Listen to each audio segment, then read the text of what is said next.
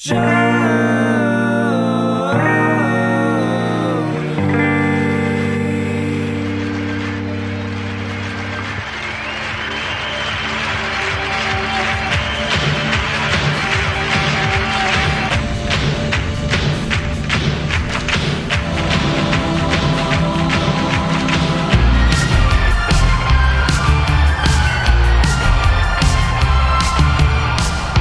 hello, everybody. Welcome to another installment of Show to Review with Mike G, the show of life, the show of Mexico, the show of soccer, dual citizenship, Mezcal, Guadalajara, and so much more. Today's guest is Mr. James Wallace Brown of Mezcal Amores, one of the most delicious mezcals I've ever had. Number 2 in Mexico. I had no idea he was recently in town. We sat down and chatted about life, mezcal, the pride of Mexico, Donald Trump, and so much more. But I also recently had the privilege of visiting Mexico City, tasting everything that town has to offer, drinking everything that town has to offer. And I had a beautiful lunch with James and Luis from Mezcal Amores. Visited the office afterwards, and I have to say, we talk about some of the things, the cenizo, the lojía that will be in the States here very soon. But there are some amazing, incredibly delicious mezcales coming from Mezcal Amores in the future. You guys really should prepare yourselves. So without further ado, I hope you guys enjoy this great chat with James Wallace Brown of Mezcal Amores.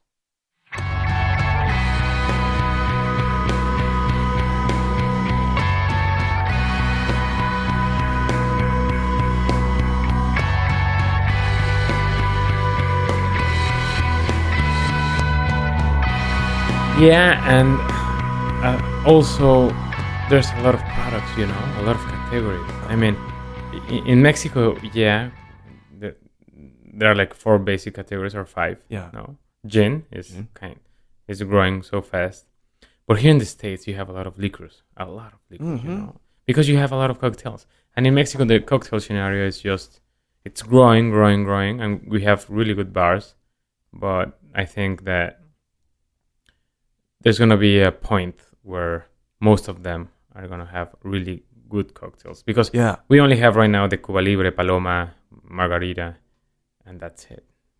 It's Texas, since we're so close to, some of the largest warehouse for agave, because down in Laredo is where everything kind of gets stored from across the border. So it's actually really close to us. Mm-hmm. And it just grows in the backyard. So you see this agave-focused creation of cocktails, and it's really cool because you don't always see that, like if you go into the Midwest as much. And I guess that's a nice reason to come into Texas, right? The support for mezcal. There's a lot of reasons to come to Texas. Yeah, absolutely. It's a good spot. But okay, so on the other side of that, there's plenty of wonderful mezcal that is in the States globally as well. But do you ever think, with all the stuff that's in the mix, that there's going to be a saturation point in which it's just too much? I think right now we are in Mexico. Yeah. We have really? Yeah. We reached that point because every time we have a new product, we go to the wholesaler and they're like, "Oh man, I'm gonna take it in just because it's you guys." Right. But if another guy comes with a new product, because every week we're receiving new products. Right now, I think that there are 204 brands of mezcal. 204. Registered in Mexico. Wow, that's incredible. And probably 1,000 labels. Yeah. And probably 20% of them only focus on Mexico. I mean, on the States. Sure. Only in the States. And then they focus on Mexico, like Ilegal, Silencio, Sombra, Vida, that they have done an amazing job over here. But in Mexico, I think that they are going to invest, because this year, 2017, it was the first year where Mexico consumed more mezcal than the States for the first time. For the first time. Because we would think, now what I've been told now over the years is that in Mexico they drink brandy. They drink gin. They were drinking these other things. They were drinking tons of brandy back in the day with Brandy Presidente. Mm-hmm. Oh man, they sold millions of cases. They had these parties like the Wolf of Wall Street, They had tons of money, tons of money. Private jets, and they were making a lot of money. And something happened. I don't know what happened. And then you have Bacardi, Yeah. which is Bacardi sells a lot, and you have tequila. Tequila from probably 15 years till now, it's a premium spirit in Mexico. Before before that, it was like, tequila, it's tequila, you know. And also the ladies are taking tequila. Interesting. And this is absolutely amazing because our brand was built for the ladies, you know, because we think that the ladies are the ones who rule the world. Absolutely. Yeah. It begins with them and it ends with them. Yeah. Yeah, absolutely. When you go out on a date with a lady and she asks for I would like a mezcal amores, you're gonna be like, oh my god, that's interesting, no? Yeah. What's that? And you want to, sure, you know, it's a good conduit into the brand and the category. Exactly. But so finally, it sounds like Mexico itself has started to really embrace the spirits of Mexico. Because of course tequila was big in the States for a long time now, but now it's reaching a fever pitch, and now 200 plus SKUs of mezcal. Yeah. We the Mexicans are malinchistas. You know what that means? No, what does that mean? It's a term in Mexico. It's from Malinche. Malinche was an old pre-Hispanic woman. Okay. That when Hernan Cortés came to Mexico, she fell in love with him. So we call Malinche a person who loves foreign things and not your own things. Oh, wow. That's a great term. Yeah. Yeah. So we are like whiskey lovers. We love vodka. Yeah. We love everything that's outside from Mexico. And the Mexican things, we are like, oh no, that's not cool, man. That's not nice. But like from 10 years till now, there's this pride, this Mexican pride, and also with I think what's happening around the world and in the United States. Sure. We are more proud of our Mexican. No? I have a really funny story. 20 years ago, I was not 20 years ago. I was like 18 or 19. So it should have been like 15 years ago. I was in Europe, backpack trip with a friend, with my best friend. I was in Germany, and we were on a nightclub. And I have the double nationality. I'm Mexican, but my dad was from Scotland. He's from, no kidding. Yeah, absolutely. Yeah. Oh, that's cool. Yeah, so that's why I have my name James Wallace. Then Carlos, it's Mexican. Yeah. Brown Grau, no? So I was there, we were dancing, and suddenly we were dancing like with three ladies, and they said, oh, where are you from? So for me, it was easy to say, oh, I'm Scottish. And they were like, okay. And my friend said, I am Mexican. They went with him. This was like 14 years ago. Yeah. It's true. It's a true story. So they went with him, and I went back to my hotel crying, lonely, had a cold shower, you know? And that's when I realized, man, why am I saying I'm Scottish? I'm Mexican. Yeah. I was born in Guadalajara, so I love the mariachi, I love the torta ahogada, I love tequila and mezcal. Yeah. So why am I saying that I'm Scottish? And that's when I realized that I needed to be proud of my origins, no? Yeah. Then I got really drunk with tequila, and for like 10 years, I just couldn't drink any agave spirit. Really? It set you back that much? Yeah. Well, I think it was a really bad tequila. It was a tequila that was on the well of nightclub. Mixed or something. I mean, I paid like $10 to get in. Yeah. And it was free drinks. Oh, geez, there you go. So I got like 12 cocktails, and I was like, man, this is it. So they call it in Mexico Moctezuma's Revenge. I don't know. They call it here that too. Yeah, it's the same. Okay. Yeah. So yeah. And after that, I went into many business. I was drinking a lot of rum. Yeah. Bacardi rum with Coke. I had a good party with it. But when I left it, I just dropped like 20 pounds. Oh, wow. Just because of leaving Bacardi and Coke. You know, the sugar. I mean, yeah, right. It's a good drink. You can but man, when you are having like 10 drinks per week. That's a lot. It's like 2 extra meals. Exactly, man. Yeah. Exactly, man. So, after that I went into whiskey. I love my whiskey. really Did you feel love. like you connected with Scotch more? Uh, It's in your yeah. blood, kind of, right? Yeah. But I was also like reserved with the bourbon.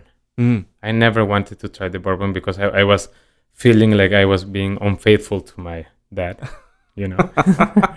And then I tried really good bourbon. It's a It's amazing. beautiful thing. It's beautiful, Yeah. man. I mean, and when I got into the business, the owners of Amores invited me to be a shareholder and also to be the global sales director. Yeah. I was like, how am I gonna sell this, man? It's an agave spirit. I can't even smell it. So I was like, man, You guys are on a break still. yeah. I was like, man, I don't think I'm gonna make this happen. And they were like, come down to Oaxaca, see the process, and we'll talk later. Yeah.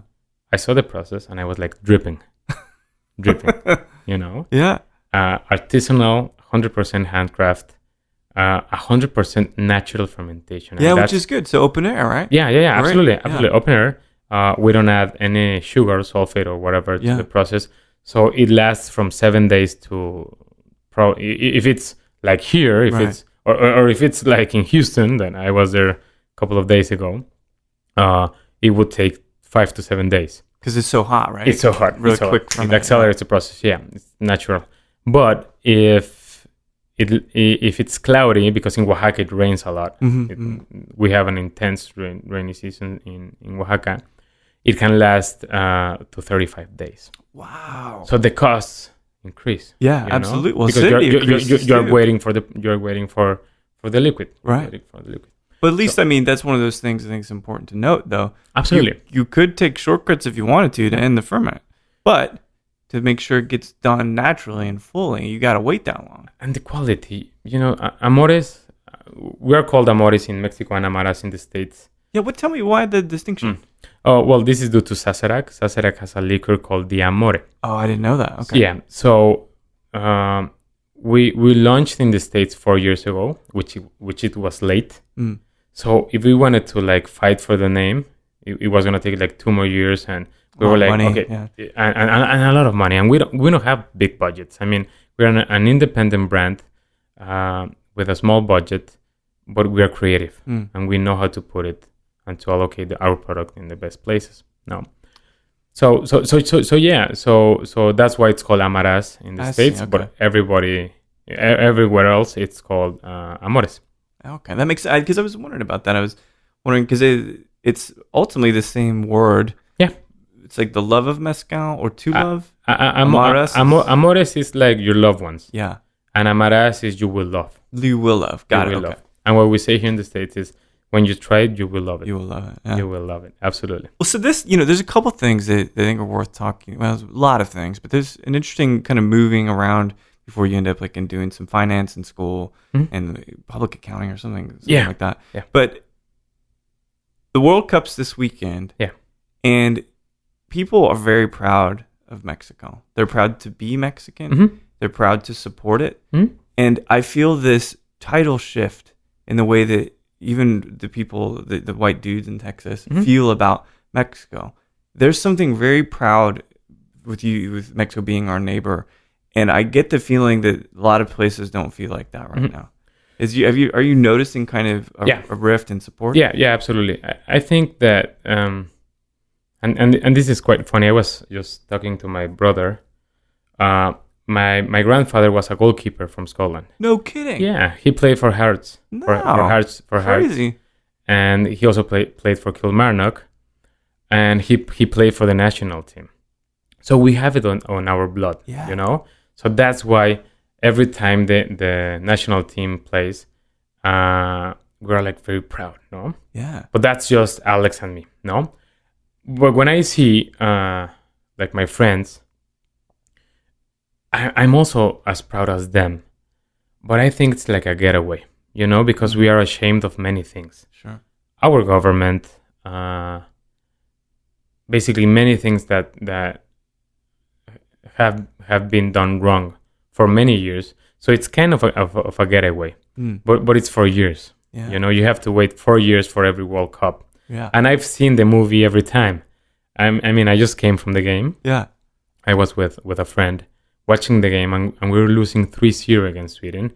We won against Germany the first game. So this is the thing, and this is this. I relate this to Amores. No, it's like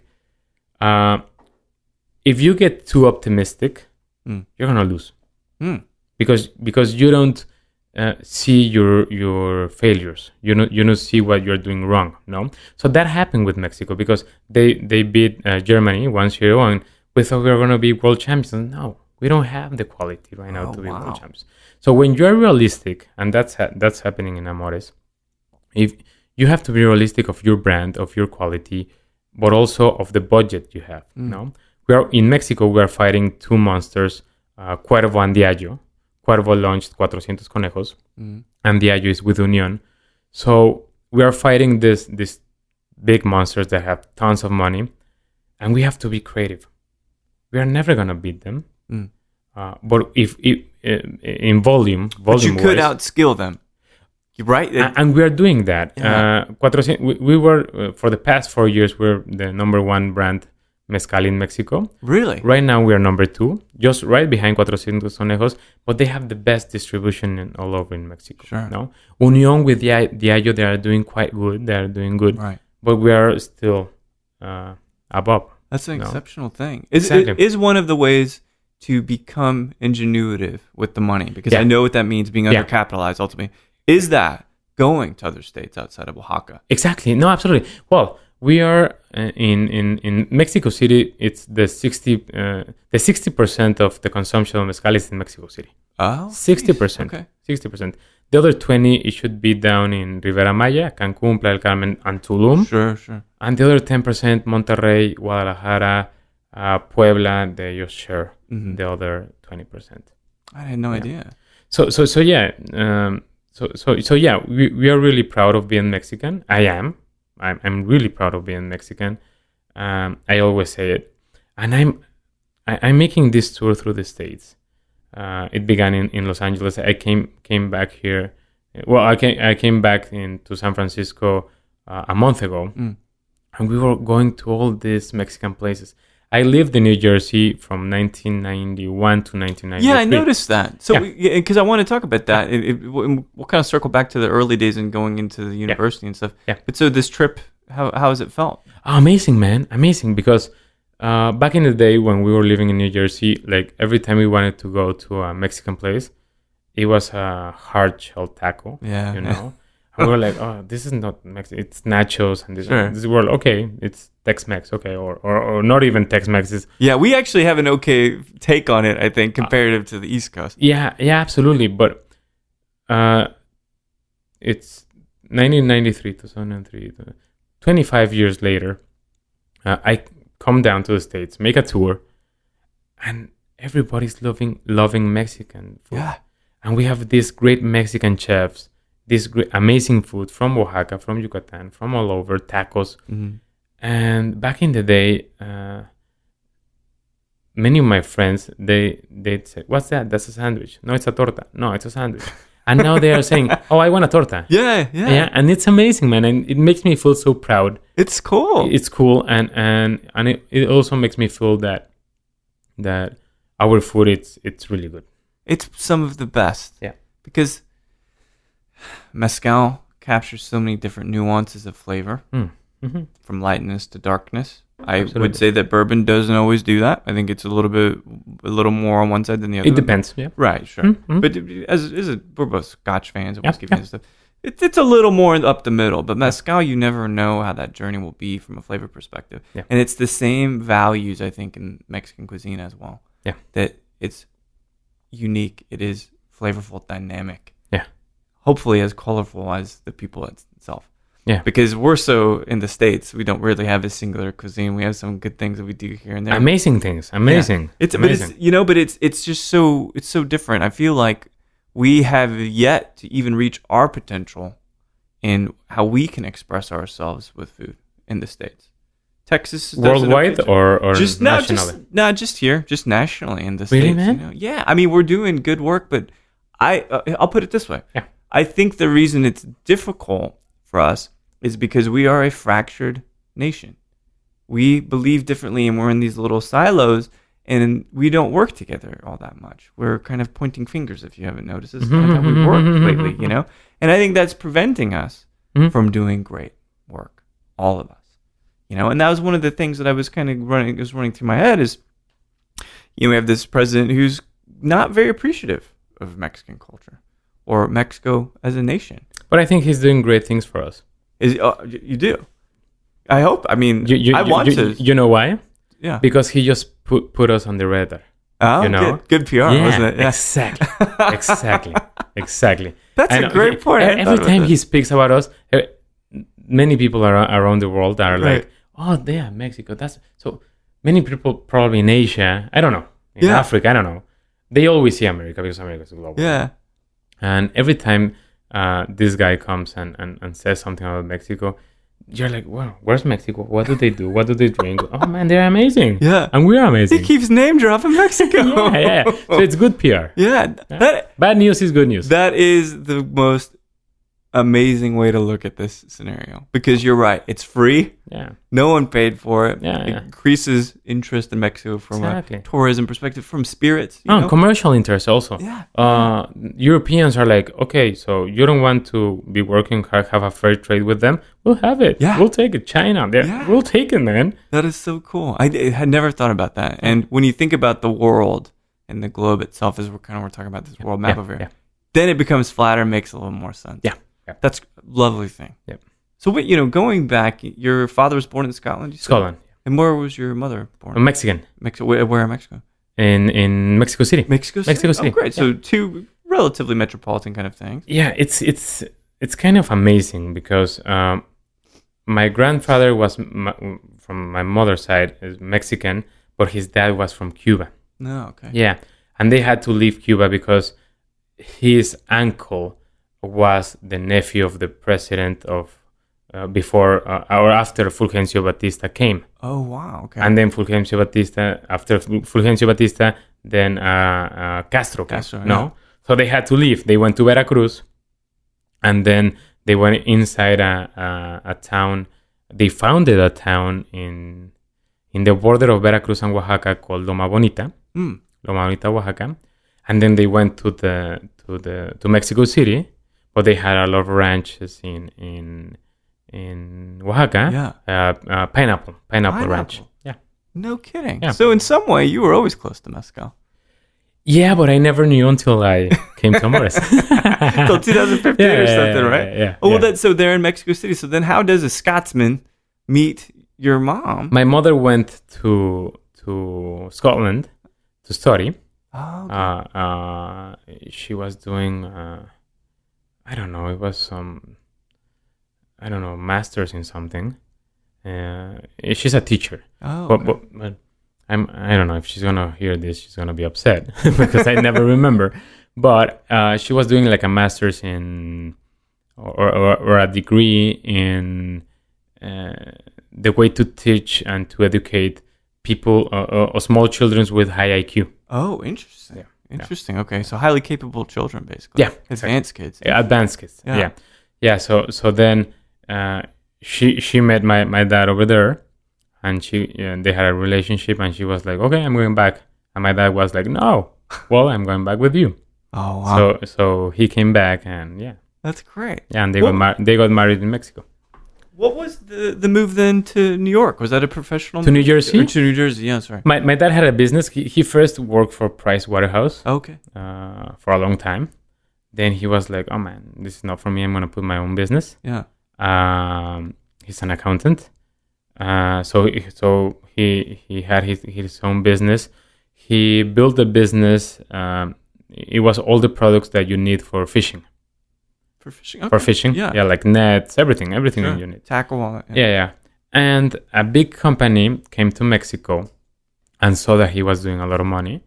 And they told him, "Oh, we invest in your company or we are going to buy it." And he was like, "Okay, invest. Let's be partners. But I want to have the control of it. If you want to have the control, you have to come to our headquarters in New Jersey." So we went to New Jersey. He sold probably 45% of the company. Yeah. And then we were there in New Jersey for 2 years. Culture shock for you? Yeah, You're pretty young, right? Absolutely, like 9 years man. old or something? I was 9 years old. Exactly.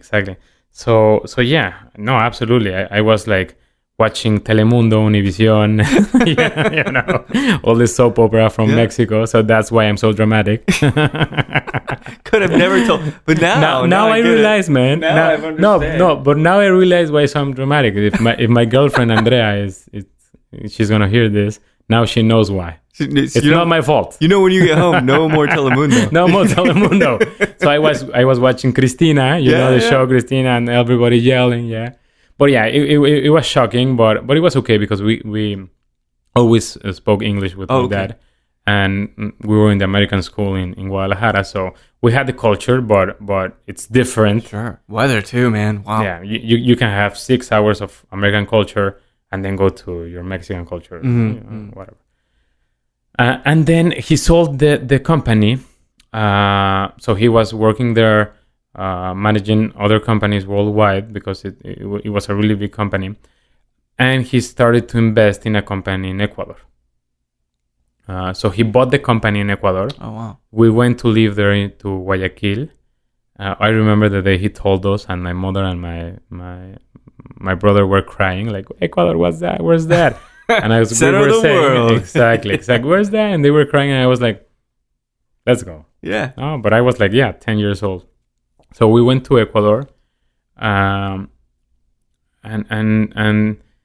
he that's where I saw a really good man working his ass off. Yeah. No, from Monday to Monday, he just wanted to build a company, make it strong, sell, and get out. Yeah. No, and that's what he did. Wow. 2 years. We only saw him Saturdays for dinner. Wow. And probably Sundays he was sleeping because it was really hard work. And he did that. He accomplished that. He sold the company. And by the age of 42, he retired. That's impressive. Yeah. So we went back to Mexico. And 5 years from that, he was like, I'm useless. I'm not doing anything. I'm 47. Yeah. And I'm like getting restless, right? Yeah, I'm not doing anything. I'm just swimming, playing dominoes with my friends at the club, and we went to Playa del Carmen in 1998 it was just a vacation. Mm-hmm. Playa del Carmen in Quintana Roo in Rivera Maya, and Playa del Carmen, it was nothing. It was a town, just 2 streets. So he saw opportunity there. He built a business there with my. It was a cousin of my mother, so an uncle. You can call it an uncle. Yeah, an uncle. And they did good, really good business. But the things between my mom and my dad were not working. He's so busy all the time. How do you even be present? You know, in your exactly. And my mom, she's a Mexican strong lady. Yeah. Latin. I do. My wife, man. Yeah. Yeah. Where is she from? Her family is from Durango. Okay. Yeah. So half, but still. No. Yeah. Yeah. No. It is. It's actually Guerrero. Then it's either one of those two states. But at any rate, yeah. But they are amazing, man. Yeah, I think they are the best women, and they take care of you. But they also are like very passionate. Very passionate. Yeah. So that didn't work out. They got divorced, and my dad then he started buying some bars because things wasn't going that well in Playa. Oh. My granddad, when he retired from football, from soccer, he opened some bars. Yeah, so the bar is in our blood as well. The booze too. The booze, yeah. Absolutely. And he opened some bars in Playa del Carmen, and yeah, that's what he did. Interesting. Yeah. Is he still doing that? No. He died 8 years ago. Oh, wow. Probably 9 years ago. Yeah. But still executing, still being active, right? Yeah. Wow. I mean, that's got to leave you with a little bit of influence. Right? Absolutely. Something to aspire to. Absolutely. I mean, I'm 34. I'm going to be 35 in 3 weeks. July 23rd, right? Yeah, exactly. Yeah. Leo? Yep. Yeah. I get it. Yeah? My aforementioned wife is a Leo. Okay. So, Okay. I get a little bit of it. That's right. Yeah. I'm just not gonna make you mad. But It's like- no. But we were like, but deep inside we have a big heart. You know? Absolutely. But that's Massive why heart. that's why we are so scared, Yeah. because we don't like being hurt. Oh. Protecting that big heart. I get that. Yeah, It makes yeah. sense. But sometimes, yeah. Yeah. Well, makes sense. Yeah. So you did go and you the higher education route. You Mhm. went to, was it Monterey? Take the Monterrey. Yeah. Take the Monterrey. And then doing accounting, I guess, in Yeah. your father's footsteps and stuff. Exactly. Right? Yeah, I remember I had this conversation with my dad, and I was like asking him, I want to be a lawyer. And he was like, no, man. Why? Or because I like to fight. I mean, but you like to fight eventually, not ever. And I was like, okay. And he was like, he was really open. He was having a beer in our backyard, and he was like, what do you want to do, man? Really, what do you want to do? And well, I like economics. I want to go to economic school. No, and he was like, no, man, absolutely not. Why would you like that? Just convince me. Right. Sell me.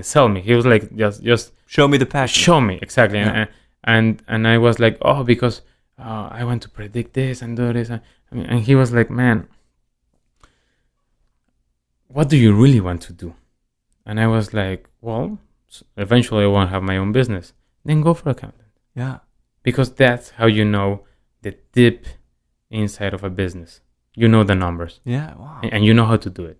And just do it. Just go to college, do that. Probably go to Price. I was in Price Waterhouse for a week. Oh, you were? Only a week. But still, that's crazy. No, but I was like on a week, and I was like, oh no, this is not for me. Yeah. This is not for me. And after that, I was like, I don't know what I'm gonna do. So a really good friend of mine, Daniel Guerrero from Guadalajara, he was like, well, we have a vacancy, and he has a really big company with his family. So you can come and work for us and be an accountant. No, okay, I'll do that. They sell toilets and everything you need for the bathroom. Yeah. Bathtubs, showers, everything. So I was an accountant there. His dad really liked me. He's like my mentor.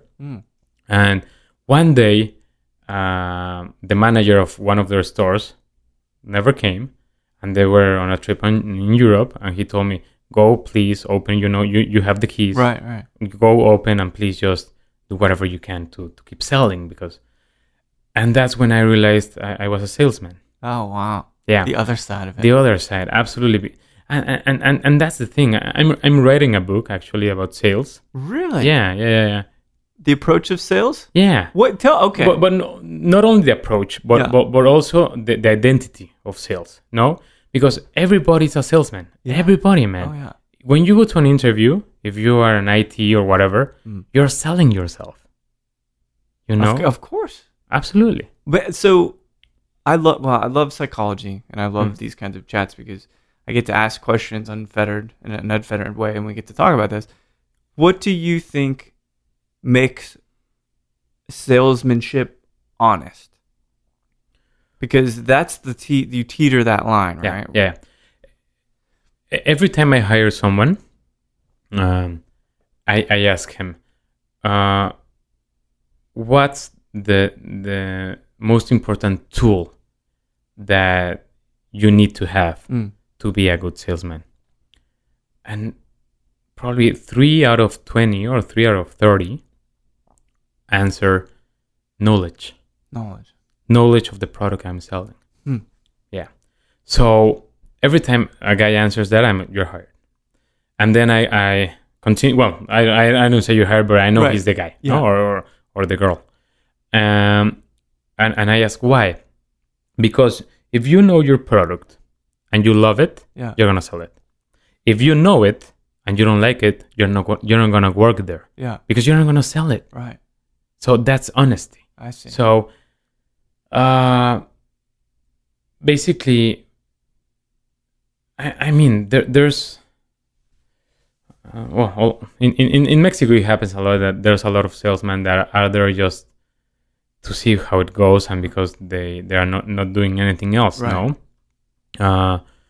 But it's very important to understand that if you love what you do, you're gonna be honest. You don't have to lie. You're absolutely right. You know, when I come with a bottle to any place in Los Angeles, San Francisco, Houston, Austin, whatever, I'm being honest, and they love it. They love the story. Yeah. And in Mexico, it's the other way around. In Mexico, they first see the bottle. If they like it, you have one step in. But they don't. They are starting to care about the history, about the story of the product. But in the States, it's the other way around. I see. No. Yeah. So being honest in sales, it's really easy if you love your product. If you love it. No, that's it. That is the key. You can't fake something, and it's easy to see if you are if you don't love it. If you're not engaged. And people know it. Yeah, sure. People they can know smell it. Yeah, they can smell it. Yeah. And it's been an amazing trip. We are number 2 brand in Mexico. That's incredible. I didn't realize. Yeah, number 2 brand in Mexico, number 5 worldwide, and in the top 20 in the States. So we're focusing our efforts for the next years to be in the top 5 in the States, and we're going to reach that point.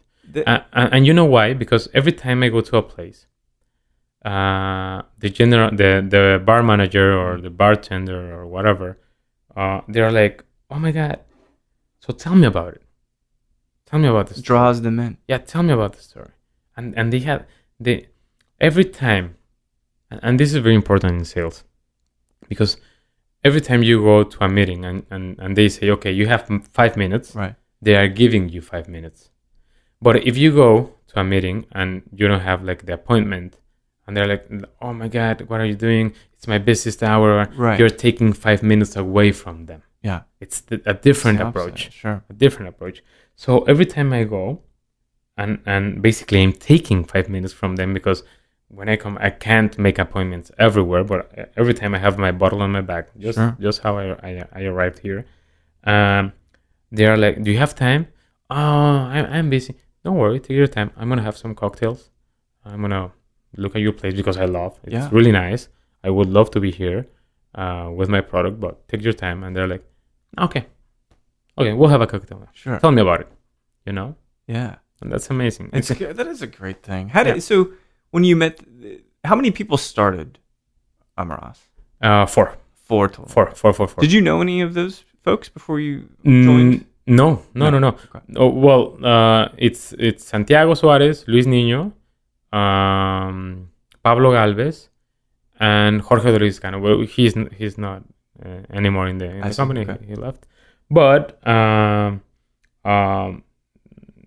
when I was in Cancun, so I started selling this toilets in Guadalajara, and then they say, "Oh, we need you in Cancun. We can make you shareholder. Come with us." Yeah. And I was like, absolutely, because when we were in Guadalajara, we were selling. We increased the sales 500%, so we could open 3 more stores in Guadalajara. Oh, cool! And they were like, "Man, you should do this in Cancun. Cancun is amazing. Come over." So I went to Cancun, did the same, restructured the company in Cancun. I was a shareholder. I was with my wife at the time, with my kid, with Dante. I have a son. His name is Dante James. Strong name, Dante James. He has a big heart. Yeah. He has the biggest heart ever, and he doesn't get angry. He's like, "I have a big heart. That's it." He always wants to make it right. That's great. And we were there for 3 years, and Agnes, my daughter, was born in Cancun. Yeah. Same name as my grandmother from Scotland, Nessie. Oh, perfect. And she's strong. She has a big heart, but she's like me. She's like, "Yeah, I have a big heart, but I can be a little bit of fire." Yeah. I can punch you in the face. Sure. Yeah. Don't you ever forget she's that. like that. Yeah. And she's like, "Oh," and it's good. But my wife at the time, she never lived outside of Guadalajara. Oh.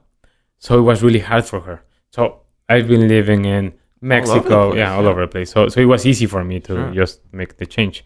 But for her it wasn't. So we went back to Guadalajara. I sold my stock, shares. Yeah. And we went to Guadalajara. I was trying to build a deli cafe or something cool. because I love food. I love alcohol. I love drinks. I'm really always trying to be fit. Yeah. But I just have to accept myself that I love food and that I love. It's hard, man. It's hard, man. Yeah. But yeah, I mean, I'm like, I'm on a tour. I'm having this absolutely beautiful food here in Texas. Yeah. I'm going to a barbecue after this. Oh, good. No, man. Yeah. Have to, right? Yeah, absolutely. So yeah. We went back and Santiago Suarez, co-founder of the company, he was like looking for a really good salesperson, sales director, and he found me and he told me, come here, join us.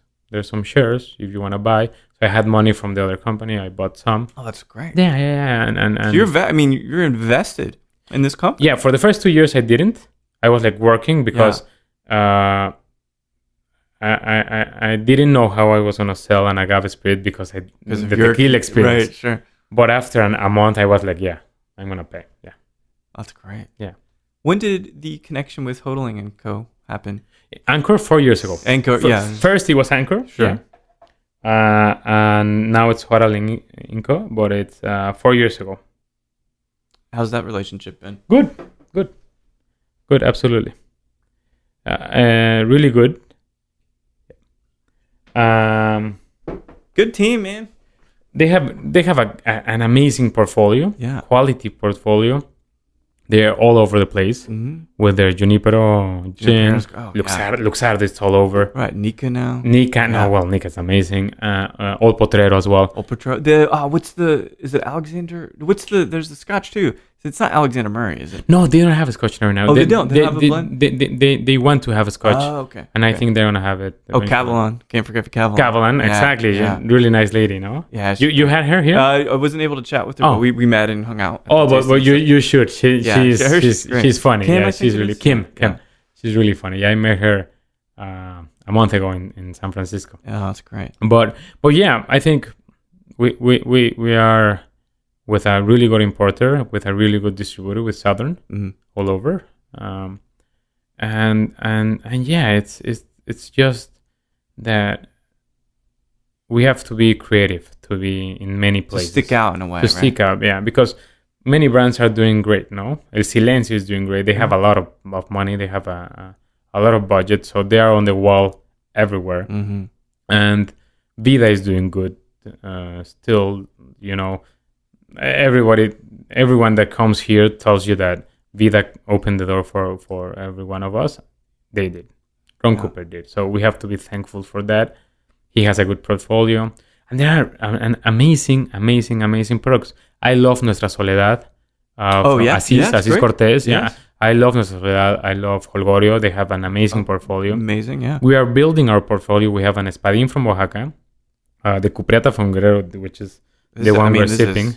This is lovely. This is like the perfect one to be sipping right now. It's kind of cooling me down. Yeah, absolutely. You know, because it's got that kind of acidic, kind of crystal-y kind of thing. That it just makes me feel a little bit cool inside. Yeah. We have a speech in Mexico. In the States, we can like to control that speech or change the speech, but we say that it gets you high, not drunk. Sure. No, Mezcal gets you high, not drunk, but in a good way, because it's a product of, this is a brand that was built with a lot of love, but also with a lot of consciousness. No, we believe in consciousness. We know that we are producing a toxic product. Sure, it's alcohol, but we're trying to produce the less toxic product or the less toxic spirit that there's out there. Yeah, no, right. Because it's organic, natural fermentation, and for sure we're gonna reach that point. We're not gonna reduce or eliminate the consumption of alcohol around the world. No, why would you want to do that? Exactly. But what we are trying to say is that this is what we love. What we're having right now, Mike, to have just 3-4 mezcals, then go have lunch and keep moving. That's good. Yeah. But we don't want to drink a bottle every day. No, man. Yeah. No, man. We don't want that. And it looks like you guys are reinvesting 15% into sustainable projects, right? Yeah. Which I think is a great piece too. Yeah, part of our philosophy, and this is really good that you are bringing this up, is part of it is that 15% of our net profit goes back to the community in Oaxaca. With Amores, we have a new brand called Verde. I'm gonna show that the next time. Yeah. It's a low cost mezcal. It's produced in our own palenque. Oh, cool. Yeah, so we control the costs. It's artisanal. It's organic. It's from our own agave. We have a lot of agave. By 2020, 60% of our products is gonna be produced by our own agave. Oh, wow. So we protected our company. Sure. No? Because right now the price of the agave it's 13 pesos per kilo. When we started, it was 87 cents per kilo. You know? So you insulated your costs. That's a good, Yeah, absolutely. And this is an amazing story. And we just heard this news last week when Andy was there. Yeah. Ask him when you see him. We were with Don Roberto with the palenque for Amaras. We used 13 maestros mezcaleros in Oaxaca and 2 in Guerrero, no, and 1 in Durango for the cenizo that we're gonna have here in September.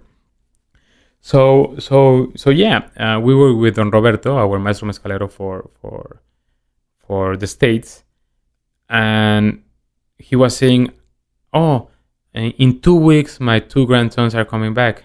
Oh yeah, from where? From the States. Oh, for vacation? No. Thanks to you guys, and thanks to the volume that you are producing, that you need from me, that I'm producing, I need 2 more guys, and thanks to the salary that we are paying, it's more than what they can get in the States. Oh, that's amazing. So they went to the States, I think like 7 years ago, because the things in Oaxaca weren't good. This not this product we're sipping. This the Cuprata is from Guerrero, but the Espadín from Oaxaca, it's from San Juan del Rio. Have you been to San Juan? Yeah. Man, and you know the town. It's deep inside La Sierra in Oaxaca, and the main income is mezcal, but also the money that the people send from the States, send back from the States. So we are bringing, quote unquote, these 2 guys from the States, because they are going to earn more than what they do in the States. So that's part also of our philosophy. I think that is the kind of story and that's the kind of narrative that people really need to understand. Yeah. Because this industry of mezcal is a beautiful one, and people getting interested into it, it may have its downfalls in some sense, but the fact that it's bringing that actual work and making it competitive to work there versus the States, fucking right. Yeah. That's great. That's really lovely. Yeah, to hear that. No, it's amazing. It's amazing, and as I said before, it's a project made with a lot of love. No, with our heart. It's in the name. Yeah, it's in the name. Absolutely. Well, these 2, the cenizo soon will be in the States, which is great. Can't wait to try. It's September. Since it's from Durango. From Durango. Durango, yeah. It's agave duranguensis or cenizo, which is the same. Yeah. Which is funny because that could be Karwinski, other places. People call it different things, right? So that's the fun part. Yeah. Too. Yeah. Well, basically, there are 22 agaves that you can produce mezcal. Many people say 18 due to the families, no? But yeah, it's 22. There's 168 agaves from Arizona to Colombia, basically. 80% of those agaves are in Mexico, but 22 produce the sugar that we need to produce mezcal. Yeah. For every agave we extract from the ground, we plant 10. 10. Wow. It's the fact you guys are reinvesting, trying to be sustainable, bringing work back. Yeah, because we're damaging the environment. Sure. It's a plant. Yeah. It's like a tree. You can't exploit it. Exactly. You wouldn't want to treat people that way. Exactly. Right? You want to make sure it's symbiotic. Exactly. If I need you sometimes, I'm certainly going to be there for you. Exactly. Too, And the whole purpose of the agave is to reproduce itself. Right. And we kill it before it's reproduced. Yeah. Because when the quiote comes out, that's when the agave has its orgasm. It's an agave boner. That's what I call it. Exactly. It's an agave boner. Yeah, that's... Oh, man, I never heard that. That's really good. It's an agave boner. When the agave has its boner, so all the sugar just went to the quiote, and the quiote is the big branch. No? And then it tries to send those seeds off into the ether and The reproduce. agave boner. That's That's a spiritual. that's really nice. Yeah, agave boners. Agave See? boner. Yeah. I'm glad I got to say that. I've been Yeah. talking about that with some friends. I'm like, it's agave boner. Like, Yeah. shut Yeah. up, Yeah. But it is. Yeah. It It really is. Yeah. It is. Well, this expansion with Anchor, now Hodling and Co., it's proved to bring you to so many more households and to so many more narratives and introduce you to so many more people. And, it seemed like you already really liked traveling. Yeah. So you talked about this book. How long have you been working on that? 2 years. 2 years. 2 years. Any kinds of requirements? I'm only on the title. I'm giving thanks to my mom and my girlfriend now. It's like, who's the third person of the thing? Maybe the kids. Hold on. Yeah. Oh, I'll do it tomorrow. Yeah. No, I'm kidding. Yeah, 2 years. 2 years because, and I think I'm not gonna have it done until probably 3 years from now. Yeah. Why? Because every time I learn. Changes. Every time I learn. And right now that I'm in this industry, I've been in this industry for the past 4 years. I mean, it's not like I'm selling a toilet again. I owe everything to Jose Luis Guerrero, to Daniel Guerrero, the guys who brought me to the company, because they taught me how to sell. Yeah. Whatever. Right. Whatever. They told me this is the way you should go. So that's what I do, and that's on my nerve, not on my nerve, that's on my bone, no? Yeah. And after that, I'm just learning. I came to this industry, and yeah, for me, it's really easy to go to a wholesaler and say, hey man, this is my product, it's really good, we're number 2, and they take it. Yeah. That's good. So I'm pushing. But the pulling part of the product, it's being really strategic, no? On the on-premise, no? Yeah. To have a good strategy on the on-premise, Yeah. I mean, it is. It's both. I can allocate 12,000 bottles, 100,000 bottles. It's easy. Yeah. But for the people to consume it, that's the hard part. It's the conversation. It is this sipping, this exchange. Exactly. I mean, I think I've been pretty honest with anybody who listens to the show that sometimes this, for me, is the best vehicle to talk to anybody. You know what I mean? Yeah. Just sip mezcal and talk about life, because Yeah. this is really what it's about. Yeah. I don't care how old I am. This will never grow old. No. This concept and this Absolutely. sharing, it's a very important thing. And this is what we say in Amor, is that what we want to explain to people, to educate people, is just have 2-3 drinks with your brother, with your best friend, and you're gonna have the best time. Just 2-3 drinks, Right. have dinner, and the conversation goes to another level. Sure. Like right now. Yeah, absolutely. It's a pure pleasure to share those moments with people. Yeah. So I got 2 questions left for you. So next, you're saying you're hitting some barbecue. Where'd you know you're gonna go? This is an off question. No, I don't know. Okay. I don't know. There's some good options at least. Yeah, there's I'm with Sean from Southern, so he's Lovely gonna take guy. me. Oh, Yeah, perfect. yeah. You got it all. Amazing guy. Super good guy, right? Argentinian, Yeah. Irish blood, but Mexican heart, I think. Sure. Yeah. An amazing haircut. An amazing haircut. Absolutely. Those locks, man. If he's not in a rock band, he sure as hell should be. Yeah. So the first of the last 2, I think about these moments we're talking about 2 mezcales, 3 mezcales to share with someone that you love or that you don't know, either way. Yeah. So if you could be sipping mezcal anywhere in the world with anybody living or deceased, who might you like to sit down and sip and have a very deep conversation with? The Big Lebowski. Oh, geez. No, I'm kidding. I'm kidding. No, I'm kidding. I'm sorry. No, I mean, The Big Lebowski is the best movie ever, man. Dude. The dude, yeah. Absolutely my dad. Yeah. Because when my mother and my dad got divorced, I never spoke to him. Oh, wow. And then he passed away, and I was like, man. And I was like, oh, okay, well, shit happens, Yeah. But now that I'm more mature, I realize that I miss him. Yeah. I really miss him. Share a drink with him? Yeah, absolutely. Good. My first drink when I was 18. Well, I didn't start drinking when I was 18. I started when I was 16. I hope my mother doesn't hear this. But my first legal drink in Mexico was with him with a beer. He was, hey, have a beer, man. You're legal. Yeah. And And I was like, man, I'm having this for the past 2 years. But this one's with your money. Yeah. Not with my money, with your money. But yeah, now I miss him. And now that I've been alone for this trip, for this tour, I'm like always asking me, but I'm asking him as well, that in this situation, what would you do? No? And yeah, I absolutely miss him a lot. And he was a great guy with a big heart. I think that's where we got the big heart, you know? Yeah, runs in the family then, it sounds like. Yeah, absolutely. And no, amazing guy. To his funeral, tons of people went there. Like, and many people were there like, oh man, he loaned me money. Who should I pay now? And we're like, oh man, it's okay. Yeah. Wow. You know, because he was a really great guy. If he saw, he was like a golden retriever. Yeah. You know? Yeah. You have dogs? I do, yeah. She's okay, so every time you were like sad, he came. He came to you. He just knew. And he was like, hey, what's up? Like a golden retriever. Just put his head on your knee. Like, they know. Cuddle. Yeah. Yeah. Yeah, that was my dad. And sometimes I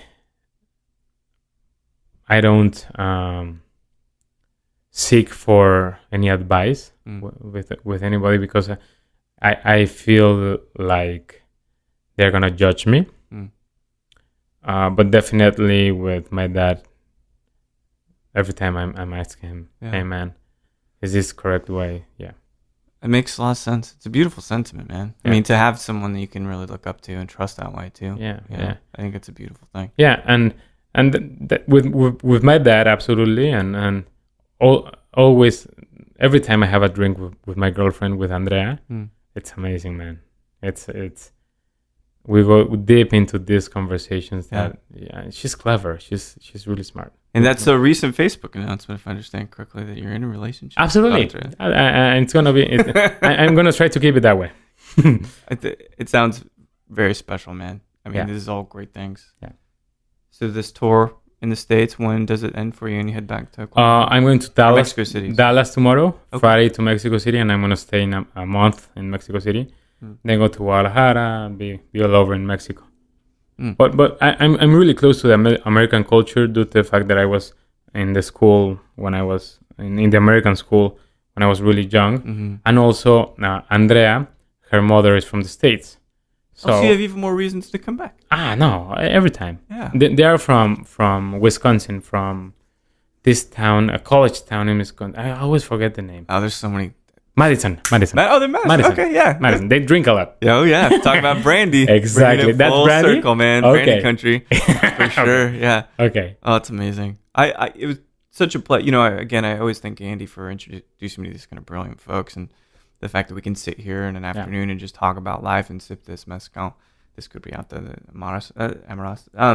It's just delicious. It's amazing, man. This is for you, man. You're gonna keep this one. Oh, thank you. Sorry it was open, but this tour has been to know where it went that's the great part. You imagine how many of these conversations you've had. Yeah. This was in Mosto, in San Francisco, Las Perlas in LA. In LA, and they have it. They have it. They have the product, but all over the place. And last night in a really cool place, I don't remember the name, but they make this amazing pizza. Was it in town? Yeah. Bufalina? That's a VF313 is another one? No. I don't remember the name. I think I have it. I'll tell you later. Yeah, we'll figure it out. But it's amazing, man. It's an amazing place. It's an amazing place, man. An amazing place. Another amazing place on this trek of. And he has an amazing back bar. Oh yeah. With mezcal. Oh, that's and great. the best mezcal. I'm King B. What do you King B? Exactly, man. See? Oh, that's the one, man. Sure, yeah. Oh man, I'm blind. Yeah. That's the one. Yeah, King great. B. Oh yeah, beautiful pizza. King B. Great mezcal. His name is Jeff. Well, Billy. There's a couple dudes, but Billy's one of the guys. The big guy. Yeah, Billy. Billy. Yeah. Amazing. Dude. I was like, why don't you have this brand? No, and he was like, because I don't like it. I know, but it's everywhere. I don't like it. He knows what he's got good taste too. No. Yeah. And we gave him this, and he was like another. He was like, oh, it's another mezcal. He was like, wait. Yeah, exactly. Yeah, you make it past him. Yeah, that's all it takes. Yeah, one mouth, one palate at a time. James, it's just been an absolute pleasure, man. I hope Thanks so that much. you come back to us and we'll have to do this again. Absolutely. I think I'll be here by September. Perfect. Talk soon. Thank you. Thank you so much, man. Well, there we have it. James Wallace Brown, living in Mexico City, of Mezcal Amores, some amazing mezcales. You have the Cupriata that's here in the States, the Cenizo/Lojia. That'll be here shortly, now working with Hodling brands. They were formerly Anchor Distilling. Great network of people, great staff, and I can't wait to talk to James further, hang out with him some more here in Austin or even in Mexico City. Also, I think in the future, you will see an interview with his cohort at Mezcal Amores, Luis, as well. Great team over there, lots of pride, lots of intelligence, and honestly, the culture that they've cultivated for that company is an amazing one. Astonishing to visit that office and breathe everything in, from the decor on the wall to the juice in the bottle. So thanks everybody for listening to Show to V with Mike G. No matter how perplexed and yet aroused you are by HBO's Succession, interesting show, Kieran Culkin, the performance of his life, or if you're thinking, man, this new Mission Impossible movie, I really do need an excuse to eat a bunch of popcorn, please keep dancing.